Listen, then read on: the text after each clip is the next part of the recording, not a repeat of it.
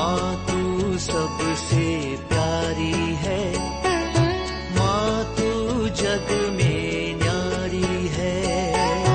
माँ तू सबसे प्यारी है, माँ तू जग में न्यारी है। अपने आंचल में रखना, अपने आंचल में रखना। हमें वरदानों से भरना। माँ तू सबसे प्यारी है, माँ तू जग में न्यारी है। माँ तू सबसे प्यारी है, माँ तू जग में न्यारी है। पिता, पुत्र और पवित्र आत्मा के नाम पर आमीन। आप सबों को जय यीशु। मत्ती के सुसमाचार अध्याय 13 वाक्य 55 और 56। Matthew chapter 13 verse 55 and 56। क्या यह बढ़ई का बेटा नहीं है? क्या मरियम इसकी मां नहीं? क्या याकूब, यूसुफ, सिमोन और यूदस इनके भाई नहीं? क्या इसकी सब बहनें हमारे बीच नहीं रहती? तो ये सब इसे कहां से मिला? ये बढ़ई का पुत्र, मरियम का बेटा, याकूब, यूसुफ, सिमोन, यूदस के भाई और कुछ स्त्रियां, महिलाएं, बहनें हमारे साथ रहते हैं, उनका जो भाई, ये सब चमत्कार कैसे कर रहे हैं? ईसा मसीह के विषय में नासरत के ही लोग यह टिप्पणी लगाया। ईसा मसीह एक दिन सभागृह में शिक्षा दे रहा था। उनकी शिक्षा सुन करके नासरत के उस सभागृह में रहने वाले सिनगोग, सभागृह माने सिनगोग, मंदिर नहीं, वो यरूशलेम में, नासरत अपने ही गांव के, अपने ही नगर के लोग ईसा मसीह के विषय में यही कहते हैं, क्या ये जोसेफ वो बढ़ई का बेटा नहीं है, मरियम का पुत्र? और 4 भाई का नाम और दो नहीं, 2 से ज्यादा होने चाहिए, बहनें लिखा हुआ है हमारे साथ है। 4 भाई और 4 बहन मान लो, हमारे साथ रहने वाला उन लोग जान रहा है। तो ईसा मसीह के भाई बहन ये कौन है?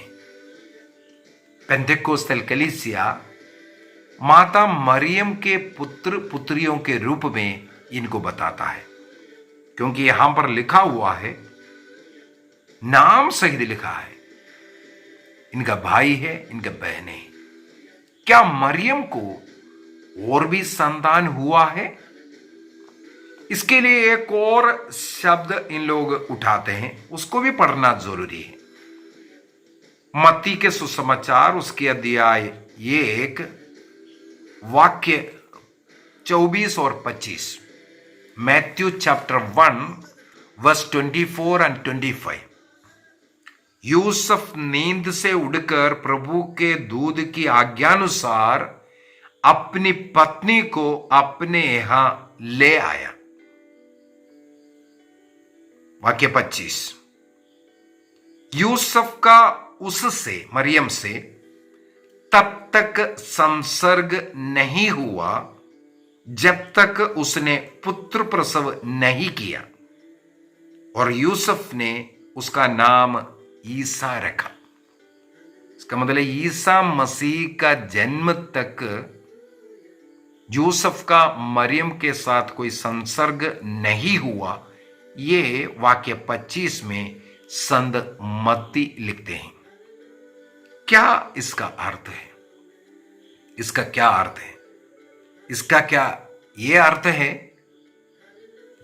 ईसा मसीह के जन्म के बाद जोसेफ का माता मरियम से संसर्ग हुआ और 4 पुत्र और अन्य पुत्रियां हुआ, ये अर्थ है। अगर ऐसा अर्थ है, ईसा मसीह के 12 साल की उम्र में मंदिर में खो जाने के विषय में और ईसा मसीह को ढूंढ करके माता पिता 3 दिन यहां वहां भटकता रहा, आखिरी में मंदिर में ईसा मसीह को पाते हैं।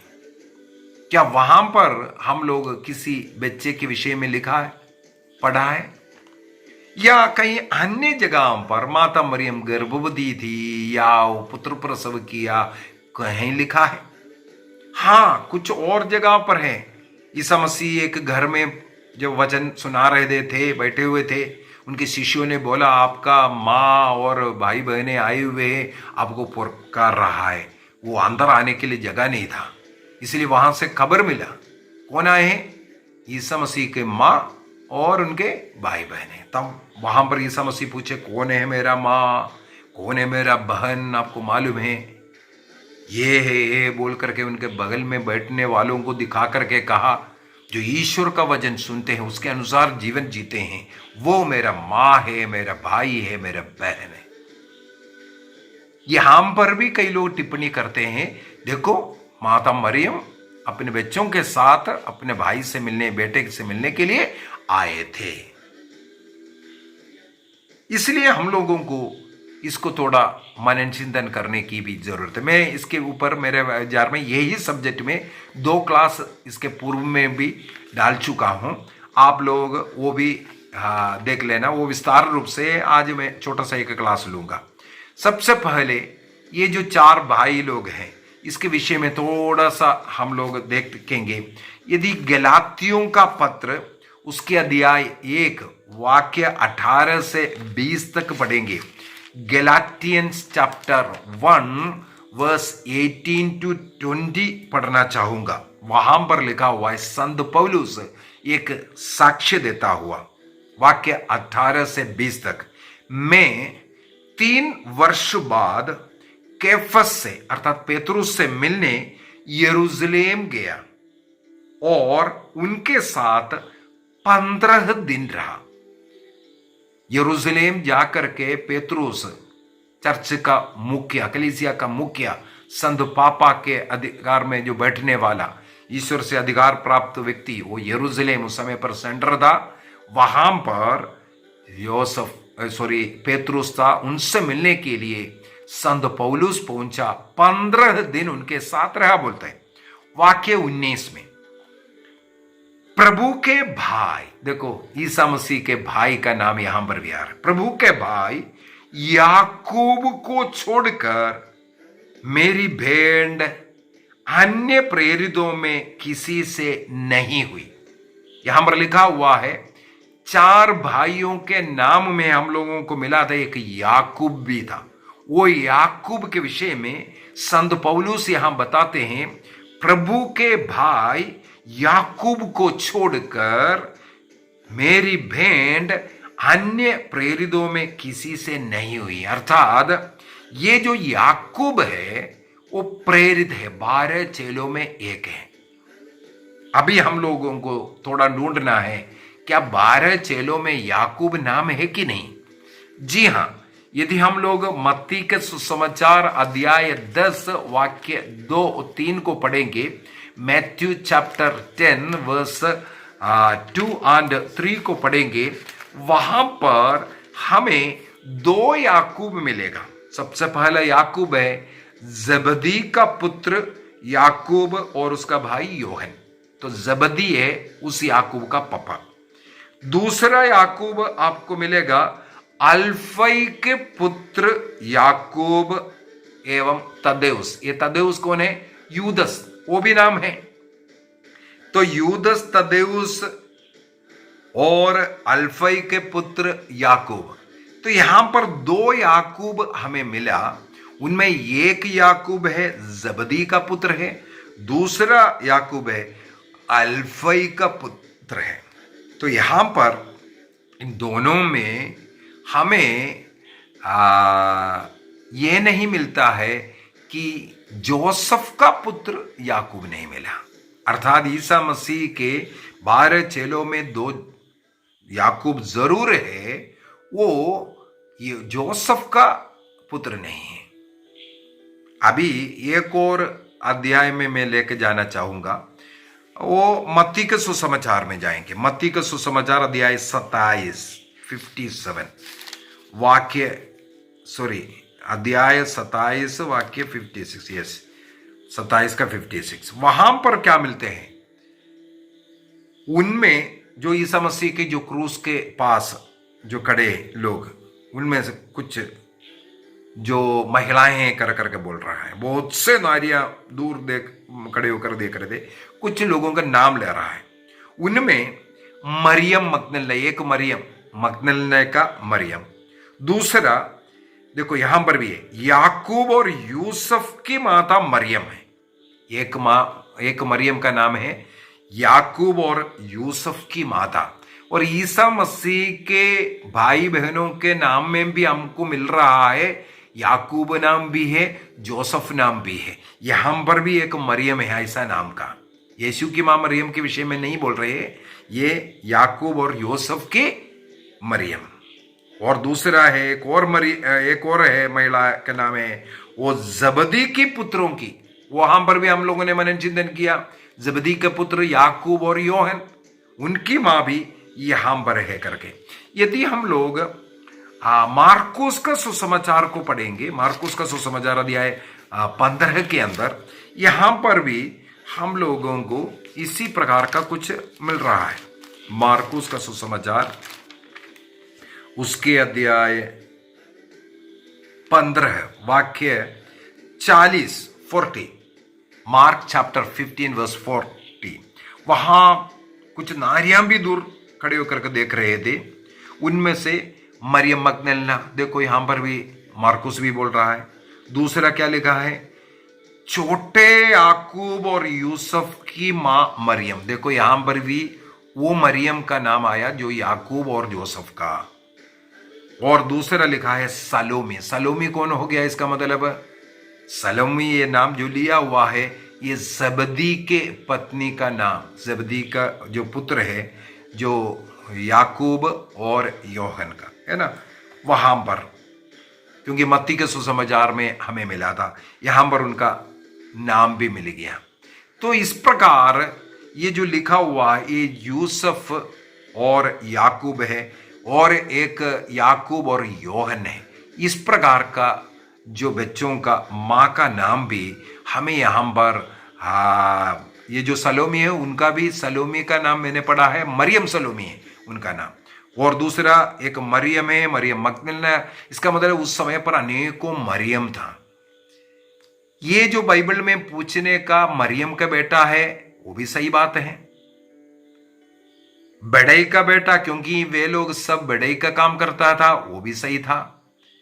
यीशु का भाई वो भी सही है, लेकिन असली भाई नहीं, बल्कि उनका चचेरा भाई, कसिन ब्रदर्स जिसको कहते हैं, वो है करके इस प्रकार हम लोग अनुमान लगा सकते हैं।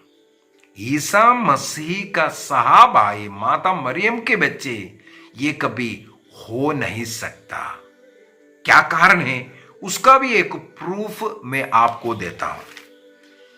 जब ईसा मसीह का जन्म का संदेश गब्रियल स्वर्गदूत माता मरियम को दिया, लूकस का सुसमाचार अध्याय ये 1 वाक्य 34 में मरियम ने स्वर्गदूत से कहा, यह कैसे हो सकता है, मेरा तो पुरुष से संसर्ग नहीं है। माता मरियम का मांगनी हो चुका है, शादी होने वाला है। माता मरियम का यदि मंगनी होकर के है, विवाह के लिए है, उस समय पर स्वर्गदूत आकर के एक अभिवादन करते हुए कहते हैं तुम गर्भवती होगी, पुत्र प्रसव करेगा, इसमें खुशी होना चाहिए। ईश्वर के एक अनुग्रह पहले से हमें प्रकट कर कर दे रहा है, इसमें आनंद होना चाहिए, खुशी होना चाहिए। लेकिन यहां पर मरियम उल्टा सवाल करती है, क्यों, मेरा तो पुरुष से संसर्ग नहीं है। इसका अर्थ है मैं जीवन भर कन्या रहने के लिए मेरा मंगनी हुआ, शादी हो रहा है।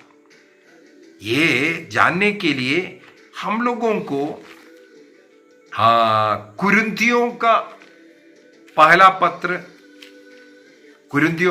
पत्र उसके अध्याय 7 को पढ़ना पड़ेगा, क्योंकि उस जमाने में कोई कॉन्वेंट नहीं है, कोई ऐसा ये सब नहीं चलता था, लेकिन अनेकों लोग प्रभु के लिए मंदिर में रहता था, अपने जीवन को आजीवन काल पवित्र रखते हुए ऐसा जीवन जीते थे। इसका एक यहां पर लिखा हुआ है, कुरिन्थियों का पहला पत्र अध्याय 7 वाक्य 36 से, यदि कोई समझता है कि उनकी अपनी प्रबल प्रवृत्तियों के कारण अपनी मंगेतर युवती के साथ अशोभनीय व्यवहार करने का डर है और उससे इसके संबंध में कुछ करना आवश्यक मालूम पड़ता है, तो वह जो चाहता है कर सकता है, मंगने उनके साथ विवाह कर सकता है।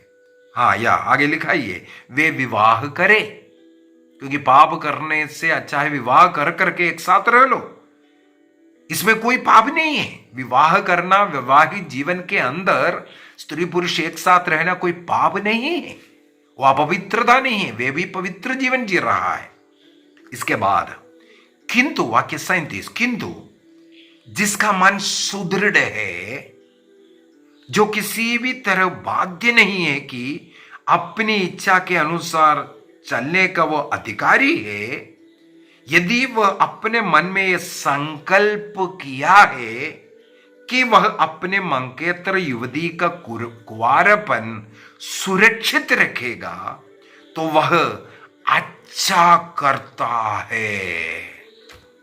इसका मतलब वैवाहिक जीवन उन्होंने मंगनी तक हुआ, इसके बाद उन लोग दोनों निर्णय करता है कि हम पवित्र जीवन जिएंगे, कुंवारा रहेंगे, अर्थात वैवाहिक जीवन के द्वारा संतानों की सृष्टि के लिए नहीं, बल्कि हम लोग इस प्रकार कुंवारापन को सुरक्षित रखते हुए कुंवारे रहेंगे, ये निर्णय कर सकता है। इसके ये अच्छा है। इस प्रकार वाक्य 38 अभी देख लो, इस प्रकार जो अपनी मंगेतर युवती से विवाह करता है वह अच्छा करता है, और जो विवाह नहीं करता और किसी भी नहीं करता वह और भी अच्छा करता है। इसका मतलब है माता मरियम और संत यूसुफ ये बहुत ही अच्छा कार्य ईश्वर के लिए अपने पवित्र रखने का ये एक निर्णय किया था। इसीलिए ये बोलना गलत है मरियम ने इसके बाद पाप किया। पाप नहीं, विवाह के अंदर वो पाप नहीं है, स्त्री पुरुष का संसर्ग होकर के और बच्चों को जन्म दिया, ये बोलना भी गलत है। ईसा मसीह उन गधे को लेकर के आया जिसके ऊपर कोई कभी सवार नहीं हुआ।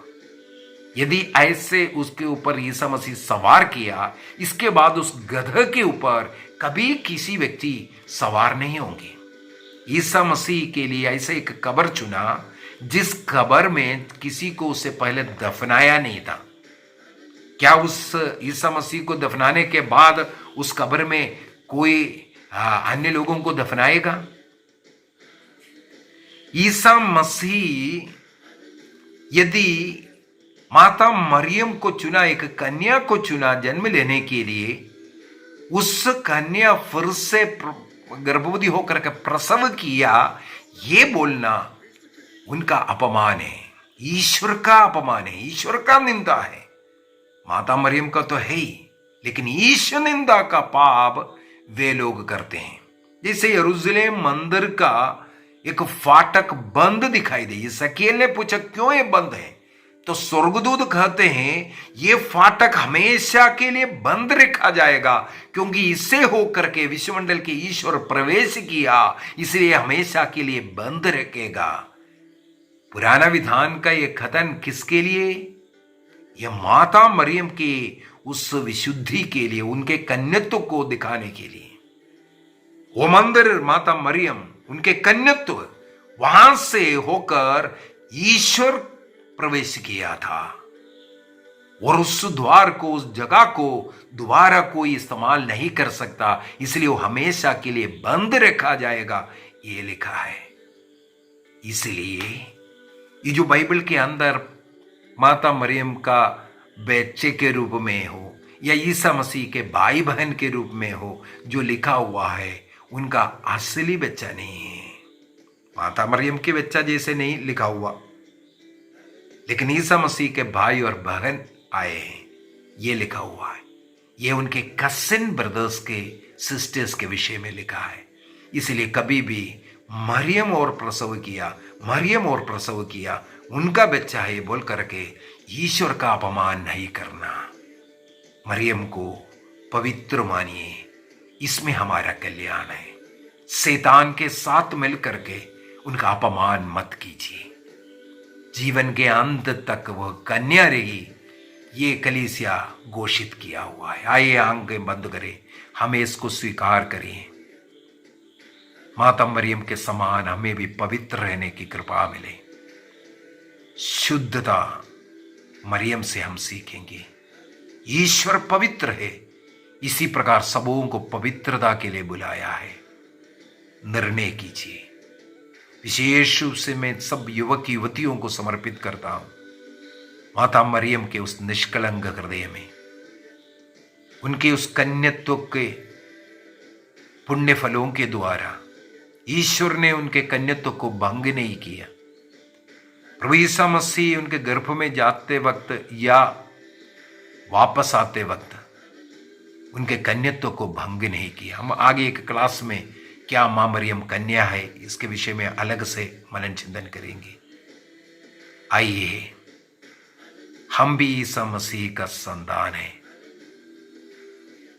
केवल ये 4 भाई नहीं, योहन के सुसमाचार उसके अध्याय 19, उसको भी थोड़ा बोलना जरूरी है, मेरे को मन में प्रभु ने दिया है। तो योहन का सुसमाचार अध्याय 19 वाक्य 25 से हम लोगों को मिलेगा। ईसा मसीह क्रूस पर था उस समय पर, वहां पर ईसा की मां है, उधर उनकी बहन क्लोपस की पत्नी मरियम।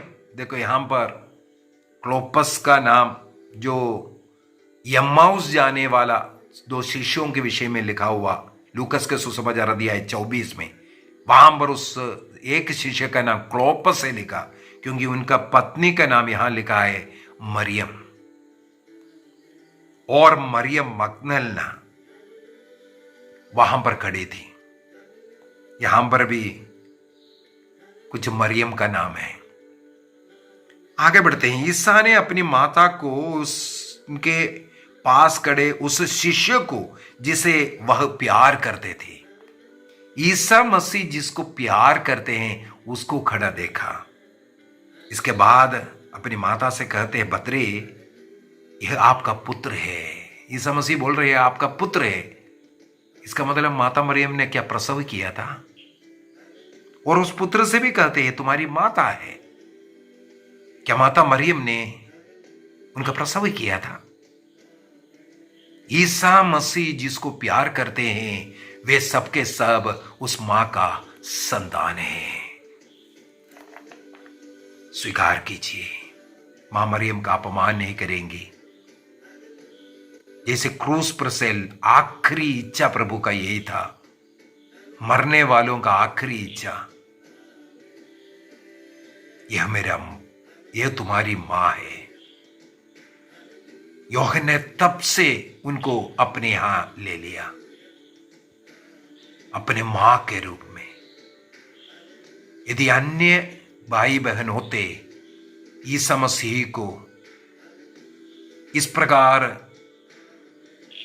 यूहन्ना के हाथों में माता मरियम को देने का जरूरत नहीं था।